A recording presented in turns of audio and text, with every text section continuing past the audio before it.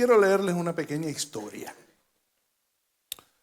Había una vez dos hermanos que vivían en granjas, una al lado de la otra. Y después de muchos años trabajando juntos, compartiendo herramientas y ayudándose el uno al otro, tuvieron una pequeña discusión, pero se convirtió esa pequeña discusión en una gran ofensa. Durante semanas no se hablaron. Y un día el hermano menor, con su rabia y su rencor, cavó una zanja en el medio del terreno que separaba las dos parcelas para hacer una separación definitiva de su hermano. Pero una mañana le tocó la puerta un carpintero que llegó buscando trabajo. Le pidió trabajo, pero el hermano mayor le dijo: mira, esa granja del otro lado del río, esa granja es de mi hermano y quiero que construyas una cerca bien alta para no verlo más nunca. El carpintero se sonrió y le respondió: sí, entiendo lo que usted quiere. Déjeme trabajar, lo voy a hacer. Y el hermano se fue al pueblo, se fue un tiempo, y al regresar, se sorprendió porque el carpintero no había hecho una cerca, una valla, sino había hecho un puente. Un puente precioso de madera, fuerte, hermoso, que unía las dos orillas de las parcelas. En ese momento el hermano menor cruzó el puente con lágrimas en sus ojos. Fue a donde su hermano después y le dijo: no imaginé que tú construirías un puente hacia mí. Y el hermano mayor lo abrazó, lo besó y le respondió: yo tampoco imaginé que sería tan fácil perdonarte. Cuando se dieron la mano, el carpintero tomó sus herramientas para irse. Y los hermanos agradecidos le pidieron: pero no se vaya, quédense acá con nosotros. Y el carpintero le respondió: me encantaría quedarme, pero aún tengo que construir muchos otros puentes. Cuando yo leí esta historia me acordé de un versículo que está en 2 de Corintios 5:17. 2 de Corintios 5:17 al 21. Dice la palabra de Dios: esto significa que todo el que pertenece a Cristo se ha convertido en una nueva persona. La vida antigua ha pasado, lo pasado pasó, ¿ok? La vida antigua ha pasado, una nueva vida ha comenzado. Y todo esto es un regalo de Dios. Me salté uno, el 17. El 17. Y todo esto es un regalo de Dios, quien nos trajo de vuelta a sí mismo por medio de Cristo. Y Dios nos ha dado la tarea ¿de qué? De reconciliar a la gente con Él. Pues Dios estaba en Cristo reconciliando al mundo consigo mismo, no tomando más en cuenta el pecado de la gente, y nos dio, fíjense lo que dice, nos dio a nosotros este maravilloso mensaje de reconciliación. Está hablando del Evangelio. Así que somos embajadores de Cristo. Tú y yo somos embajadores de Cristo. Y dice: Dios hace su llamado por medio de ¿quién? De nosotros. Hablamos en nombre de Cristo cuando les rogamos: vuelvan a Dios, pues Dios hizo que Cristo, quien nunca pecó, fuera la ofrenda por nuestro pecado, para que nosotros pudiéramos estar, este versículo me encanta, en una relación correcta con Dios por medio de Cristo. Tú y yo tenemos una tarea. Y cuando leí esto, es la palabra que Dios puso en mi corazón. Lo importante que tú y yo aprendamos a ser constructores de puentes. Constructores de puentes. El versículo dice que Dios nos dio esa tarea. Tú y yo tenemos una responsabilidad y en esta mañana eso es lo que quiero que aprendamos, porque aquí aprendemos todos juntos, estamos, como dice nuestro pastor, en el bote de la misericordia. Pero escúcheme, cuando leía de esto, vamos a establecer primero el fundamento de lo que significa reconciliación. La reconciliación es la acción. Es la acción para restaurar la paz y la convivencia pacífica. Pero fíjense cómo dice, es la acción. Quiere decir que si tú y yo queremos ser constructores de puentes, tenemos que ponernos en movimiento. La reconciliación es acción. La reconciliación es acción. Si tú te quieres reconciliar con alguien, tú tienes que actuar. Tú no puedes quedarte tranquilo y decir, ay Señor, ayúdame a reconciliarme con mi hermano, con mi papá, con mi mamá, con mi tío, con mi suegra, con mi suegro, y no haces nada. No, reconciliación es acción, no es un estado estático. Ok, Romanos 12, 18 dice, hagan todo lo posible por vivir en paz con todos. Por tanto, en la reconciliación hay movimiento, hay acción, es como el amor. Es exactamente el amor. Si usted no expresa el amor, no sirve. El amor tiene que expresarse. El amor está en constante movimiento. Esposo que estás aquí, levanta tu mano. Tú tienes que amar en acción a tu mujer, haciéndole la mujer más feliz del mundo todos los días. ¿Cómo lo vas a hacer? Eso es problema tuyo. Pídele a Dios toda la creatividad y la sabiduría del mundo por hacerlo. Pero actúa igualmente las mujeres. No piensen que no le voy a decir nada. Las mujeres igualito. ¿Ok? El amor es acción. ¿Qué dice Juan 3:16? De tal manera amó Dios al mundo que dio. El amor da. Dios se puso en acción y envió a su Hijo para construir un hermoso puente de reconciliación entre nosotros y Él. Es decir, el amor da y actúa. Ahora bien, cuando estudiaba sobre este tópico pensé en la tarea de un ingeniero civil. Un ingeniero civil, ¿qué hace? ¿Hay algún ingeniero civil acá? Levante su mano si hay un ingeniero civil. No tenemos un ingeniero. Sí, hay un ingeniero civil. Cuando estudiaba, los ingenieros diseñan y planifican cómo construir el puente. Lo primero que hacen es analizan el terreno donde van a construirlo, después diseñan planos estructurales, qué material van a usar, qué tipo de materiales, las dimensiones, calculan las cargas, lo que va a pasar por encima del puente, la resistencia de esos materiales y por último se aseguran que todo esté en el código permitido. A los que hacen acá trabajo de construcción aquí en la Florida, los códigos son un fastidio. Todo el tiempo tienen que estar chequeando que la pared, que el cuarto, que las tuberías, que la luz, que todo esté en código. Y me decía, wow, qué tremendo, porque es justo lo que tú y yo tenemos que hacer para ser constructores de puentes. Y quiero darle 4 principios. Los que toman notas. Número 1. De la misma forma que el ingeniero civil, tú y yo tenemos que analizar nuestro corazón a la luz de la palabra. Analizar la condición de tu corazón. Porque las ofensas, el dolor, si yo no pongo eso en las manos de Dios, eso eventualmente se convierte en un resentimiento, en una amargura. Y eso es terrible. La Biblia dice que cuidemos nuestro corazón, que cuidemos de que no nazca ninguna raíz de amargura que me envenene, porque la amargura envenena, y que contamine a mi entorno. Estoy parafraseando. Entonces, es un tiempo de oración, es un tiempo de pedirle a Dios que escudriñe mi corazón.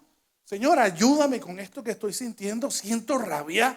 Siento decepción, siento dolor por lo que me dijo, por lo que me hizo, por lo que me sucedió ayer, antier, hace 15 años, pero ponle eso a Dios y analiza la condición de tu corazón. Y eso es doloroso.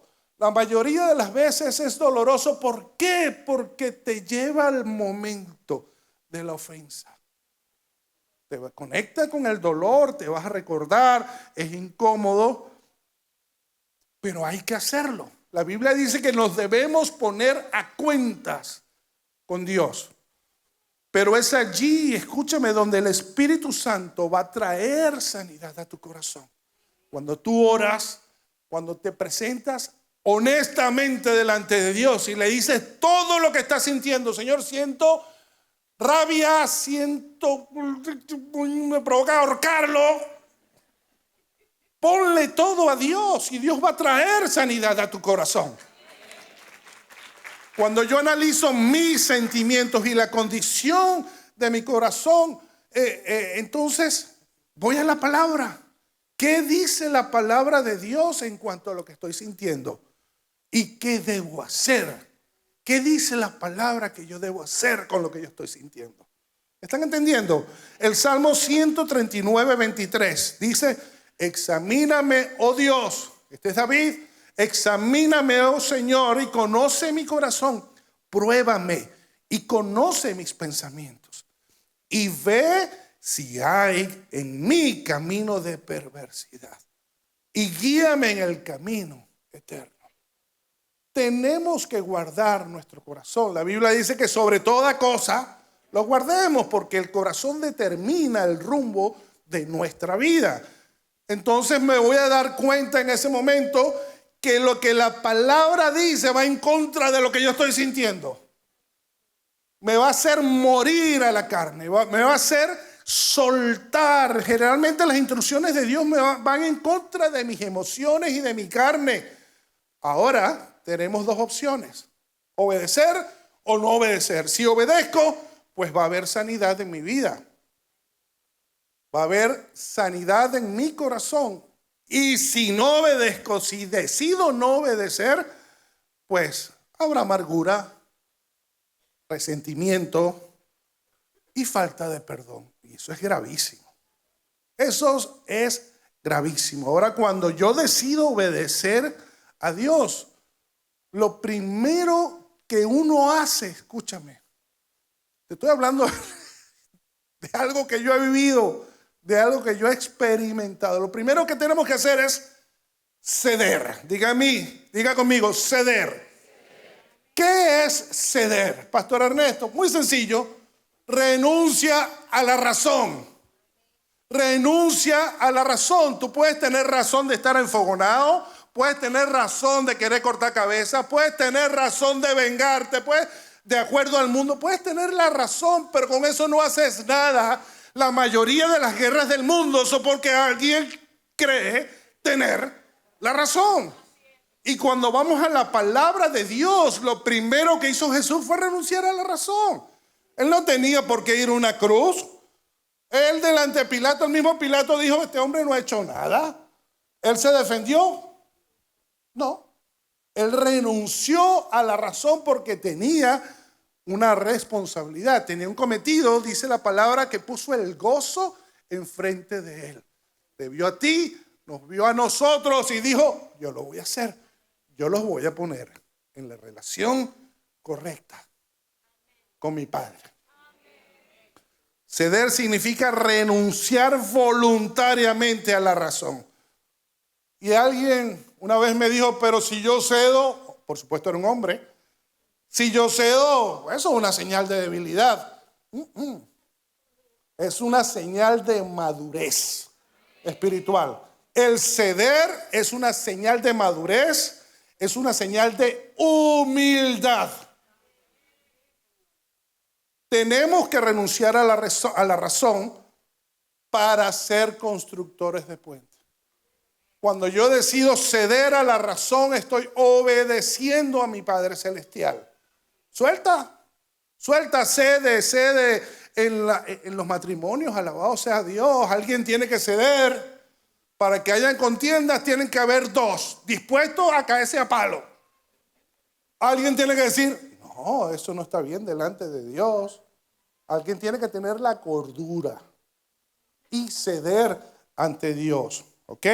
Cuando yo renuncio a la razón, mato mi carne. Cuando decido hacer las cosas a la manera de Dios, eso nos va a doler, pero estamos obedeciendo. Debemos doblegar la carne. Otra cosa que te voy a decir, que he visto muchísimo. En medio de esa ofensa, muchas veces se tiende a alimentar tu dolor. Alimentan la ira. ¿Y cómo, Pastor Ernesto? Muy sencillo. Repite todos los días de la vida lo que te hicieron. Se lo cuentas a tu mamá, a tu papá, a la peluquera, a la que te hace las uñas, se lo cuentas a todo el mundo. Para de hablar de la ofensa. Para de hablar de la ofensa. La ofensa, cada vez que tú hablas y hablas y hablas y hablas de lo que te hicieron, eso alimenta tu ira, eso alimenta tu rabia. Para de hacer juicio, debemos aprender a... Así sea que nos mordamos la lengua. Nos mordemos la lengua, pero no alimentamos más la ira. Yo no alimento, decido no alimentar más mi dolor. Decido callarme la boca y guardar mis palabras. Cada vez que yo callo y en vez de traer juicio, oro, el cielo se abre. Por algo Jesús dijo, amen a su enemigo, hágales el bien, ora por el que te aborrezca. ¿Es fácil? No, pero cada vez que tú y yo obedecemos, el cielo se abre a tu favor en tu hogar, en tu casa. En Lucas 6:27, pero a vosotros, los que oís, os digo, ama a vuestros enemigos, haced el bien a los que aborrecen, bendice a los que maldicen y ora por los que te calumnian. Ama a tu enemigo, haz el bien, bendice y ora. Ay, mamá. Esto, como dice nuestro pastor, esto le zumba el mango. Esto no digo nos va a llevar a la madurez y a morir a la carne, sino que automáticamente nos va a poner una aureolita aquí arriba. Es difícil, pero si Jesús dice que podemos hacerlo, lo podemos hacer. Hay cosas que si las analizamos en nuestra fuerza no podremos hacerlas nunca, solo con Dios. Esto se puede hacer solo, escúchame, solo con Dios. Recuerda que hay poder en tu boca. No alimentes el resentimiento con tus palabras. En su lugar, bendice. ¿Ok? Cristo no argumentó para ir a la cruz. Porque nosotros para argumentar estamos mandados a hacer. Si la Biblia dice, ama a tu enemigo, ¿cómo lo voy a amar? ¿Estás loco? Yo voy a amar a ese tipo o a esa mujer. Ni loco, no. O bendícelo, mucho menos lo voy a bendecir. Y todo es un argumento. Imagínense a Jesús argumentando por cada uno de nosotros para ir a la cruz. Dice, papá, yo voy a ir a la cruz por este clase tipo. Este que le monta los cuernos a la mujer, que maltrata a los hijos, o aquella que trata mal a su mamá, o whatever. Porque aquí todos somos pecadores y tenemos un pasado que le zumba el mango. Entonces Jesús no argumentó para ir a la cruz. Él con obediencia, con amor, con gozo fue y le dijo a su Padre Celestial, yo voy, y fue a la cruz por ti y por mí. Y no argumentó, amén. Si Él no argumentó, ¿quiénes somos tú y yo para hacerlo? Para argumentar. Ahora bien, de la misma forma que después que el ingeniero analiza el terreno, hace los estudios de suelo, pues decide escoger el material. Y tiene que ser un material bien fuerte. Este material no se va a comprar en Home Depot. El que tú y yo tenemos que usar no lo compramos ni en Home Depot, ni lo conseguimos en una siderúrgica. No. Es un material que conseguimos de rodillas en el trono de gracia. Y ese material se llama amor. El amor es más fuerte que el acero. El amor es el material con que tú y yo debemos construir puentes de reconciliación. Para construir puentes necesitamos decidir amar. Debemos entender que lo que nos une es más fuerte que lo que nos separa. Eso es algo que siempre mi esposa me dijo hace muchos años. Siempre entendamos que lo que nos une es más fuerte que lo que nos puede separar.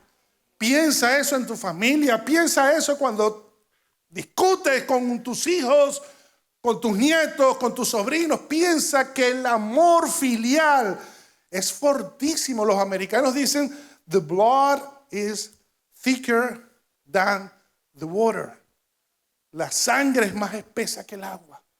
Es el amor que nos une. Y tú y yo estamos emparentados por una sangre preciosa que Jesús derramó en la cruz del Calvario. La sangre de Jesús nos emparenta a ti y a mí. Debemos decidir amar. Cada vez que tú decides amar, cada vez que decidimos amar, matamos el orgullo. Cada vez que yo decido amar, mato el egoísmo. Cada vez que yo decido amar, mato mi carne. Cada vez que yo decido amar, las tinieblas retroceden.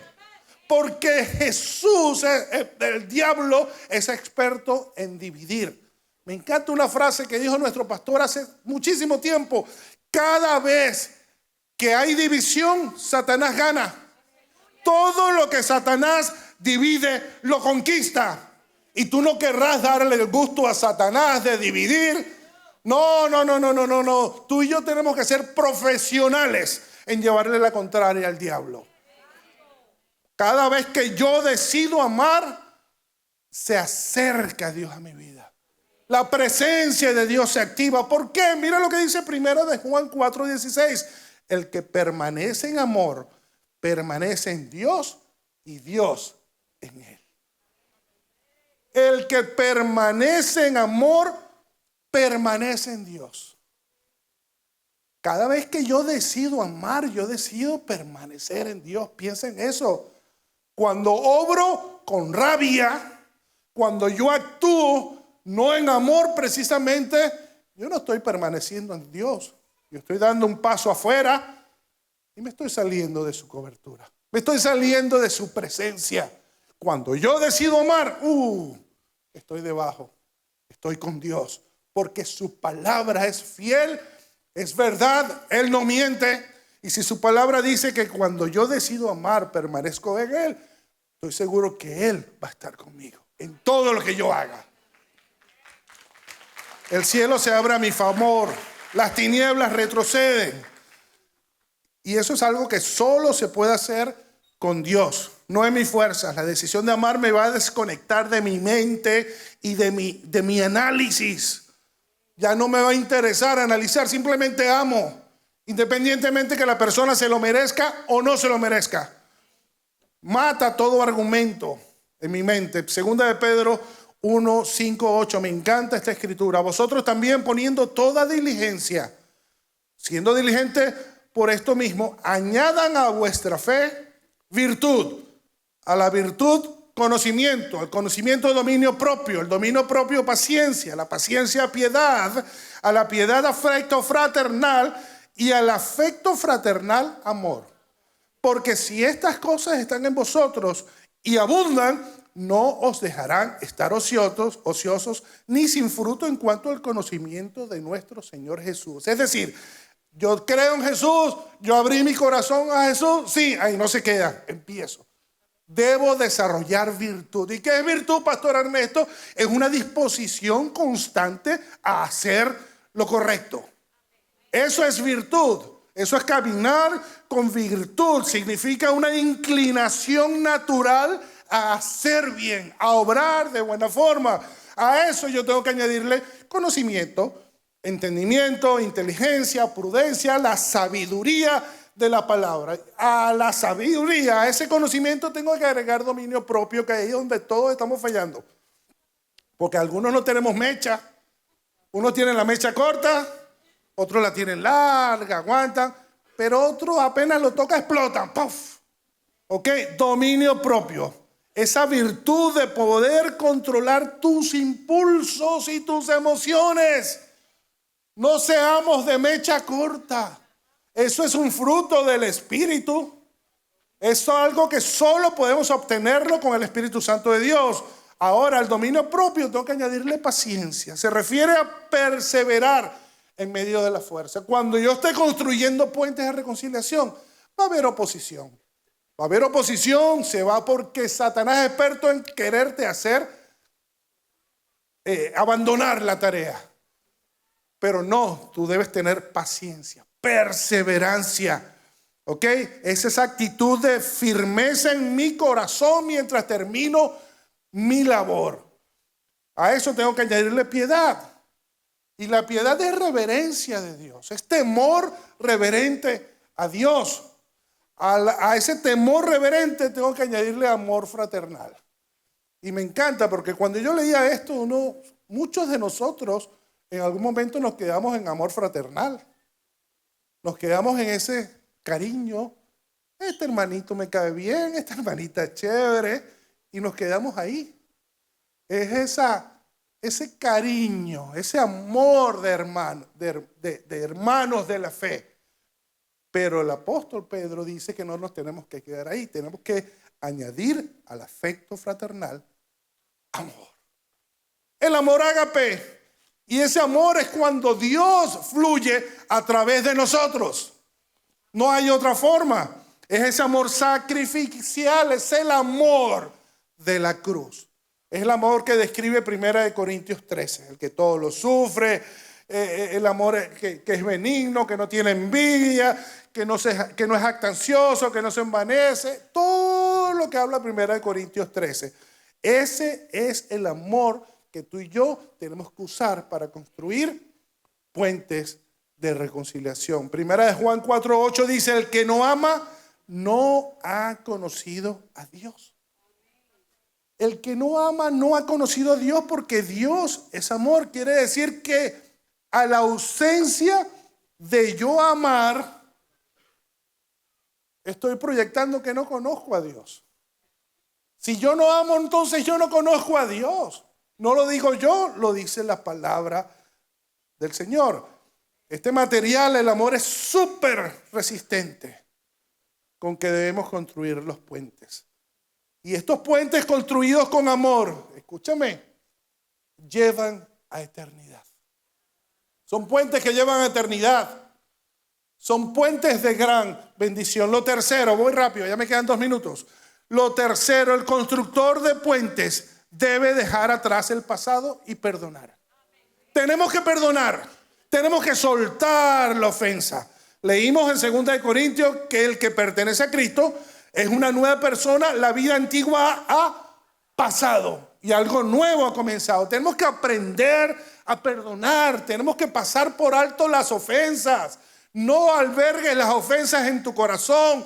Te hirieron, pensaste, te recuerdas, sí, pero bueno, ya pasó. Pasa la página de la ofensa y aprende a perdonar. El perdón bíblico no rompe el pasado, pero sí rompe el poder del pasado sobre ti. Hay personas que constantemente están trayendo el pasado, lo que te hicieron, lo que te robaron, lo que te ofendieron. No traigas el pasado a tu presente. El único que te recuerda el pasado es el acusador, el diablo. Suelta el pasado y perdona. Cada vez que nos aferramos a la ofensa, estamos queriendo nosotros tener venganza por nosotros mismos. Y no dejarle la justicia y la sanidad y la restauración a Dios. No, yo quiero hacer justicia a mi manera. El perdón en la Biblia significa soltar la deuda. De hecho, la palabra griega es afiemi, que literalmente quiere decir eso, dejar ir, libera, suelta, perdona. Perdonar es renunciar al derecho de venganza y confiar en la justicia de Dios. Y Mateo 6:14, si perdonas a los que pecan contra ti, tu Padre Celestial te perdonará a ti. Pero si te niegas a perdonar a los demás, tu Padre no perdonará tus pecados. Eso es revelador. Eso es grave. Si tú albergas falta de perdón, lo digo con responsabilidad, tu salvación podría estar en juego. ¿Por qué? Porque entonces tu papá no te perdona.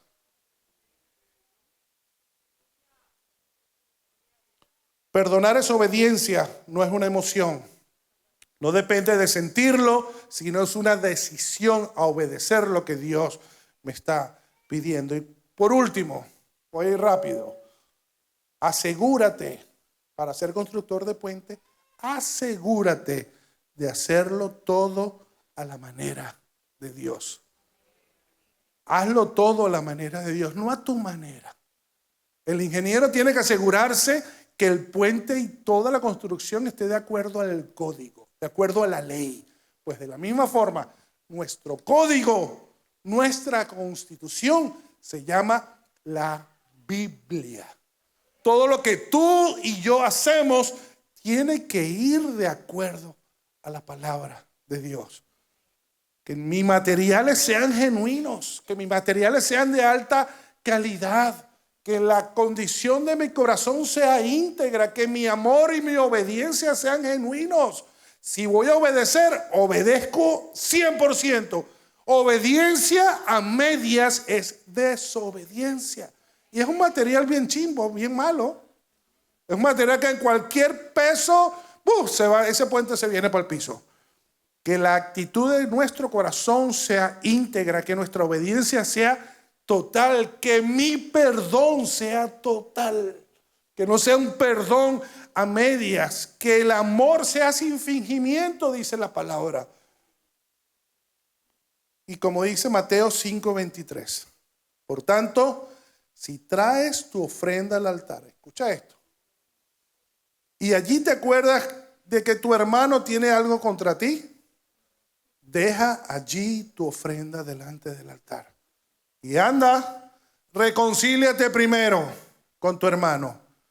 Y entonces ven y presenta tu ofrenda. Quiere decir que cuando hay resentimiento y falta de perdón, eso estorba tu comunión con Dios. Estorba tu oración. Estorba tu adoración. Tú no quieres que nada estorbe tu relación con tu Padre Celestial. Yo no quiero eso. Eso es una oración constante en nuestras vidas, Señor. Que no haya nada en mí que impida mi relación contigo. Limpia mi corazón. Tú no quieres que nada contamine tu corazón y tu adoración. Tenemos una tarea encomendada por Dios. Es una tarea y es una responsabilidad de nosotros, de todos. Segunda de Corintios 5:18, el versículo 18 dice: Dios nos ha dado la tarea de reconciliar a la gente con Él. ¿Quién tiene esa tarea? Levanta tu mano. Eres llamado a ser constructor de puentes, de reconciliación. Seamos esos embajadores de Cristo. Cada vez que yo construyo un puente de reconciliación, acerco a alguien a Cristo. ¿Quieres evangelizar? No lo hagas con la Biblia, hazlo con tu corazón. Una vez escuché algo que la mejor forma de evangelizar es con nuestras acciones. Y si hace falta, entonces hablamos. Pero tenemos que aprender a testificar. Somos llamados a ser embajadores de nuestro Padre Celestial. Seamos esos constructores de puentes que Dios va a usar para su gloria.